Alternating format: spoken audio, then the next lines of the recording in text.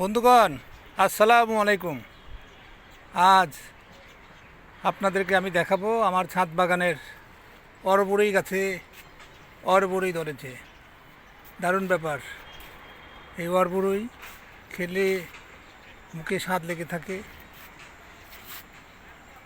যাদের খেতে ইচ্ছা করে না কোনো কিছু, অরবড়ই খাবেন, মুখে স্বাদ এসে যাবে। তখন আপনি আপনি ইচ্ছে করে খেতে থাকবেন। দেখুন কি সুন্দর অরবড়ি ধরেছে। রৌদ্রোজ্জ্বল আলো, সকালে ছাদ বাগানে উঠেছি, এসে দেখি গাছে গাছে অরবড়ই। খুব ভালো লাগে।